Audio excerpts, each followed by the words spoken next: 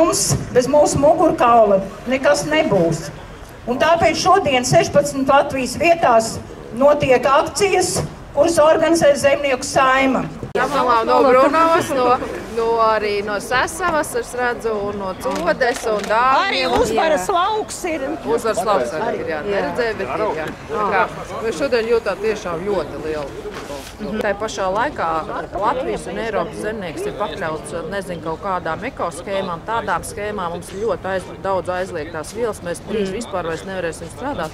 Mums ir jāizaudzē ar papuvēju 4% zemes. Mums ir buferjoslas, mums ir tādas joslas, mums ir nesamērīga vispār. Mums ir izstrādātā sistēma, kur mums jāreģistrē katra darbība laukā, kura reāli Eiropā ir ieviešama no 26. gada, bet latvieši kā pakalpi jau ir aizskrējuši 3 gadus pa priekšu.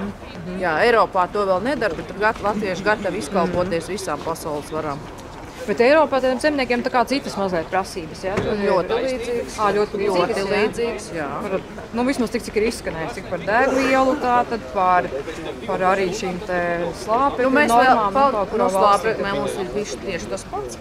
Tikai mums govju blīvums Latvijā nav tik liels kā citās valstīs. Holandē jau ir likvidēts 3000 pienklopības saimniecības. Dēļ tā, ka govs pļaka mums ir kļuvusi par vislielāko dabas piesārņotāju. Mēs laikam ejam uz kukaiņiem un kāpuriem un 3D gaļu, un tad mums viss būs kārtībā. Mums vienkārši liek konkurēt ar jau ar Krievijas tirgu, jo tie kuģi, kas kraujās Alfas ostā, tiek Spānijā izkrauti. Spānijā, Vācijā, Dānijā. Lai mēs saprastu, par ko iet runa, Krievijā slāpeklis maksā 140 eiro, kālijas maksā 60 eiro un degviela maksā 40 eiro centu un valsts atmaksātu loģistiku. Un tas ir pilnīgs valdības neprāts, ka mums sakārtotā, var teikt, ekonomikā tiek jākonkurē pilnīgi ar haotisku ekonomiku, kas ir viss no valsts.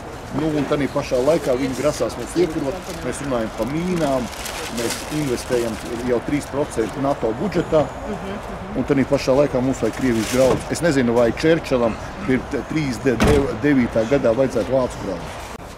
Tādā saspringtajā laikā un tādā dienā, kad mēs esam atkal vienoti saistībā ar tām prasībām, kuras mums ir izvirzījis dzīve, politika, politiķi, un kuri prasa risinājumus. Tikai jau pieminēts, ka Valstas novads ir lauksaimniecības novads. Strādā un var pastāvēt lauksaimnieki, no tā ir atkarīgs ļoti daudz mūsu iedzīvotāju, ekonomiskais stāvoklis, attīstības iespējas. Mēs šodien rakstam lauksaimniecības vēsturi.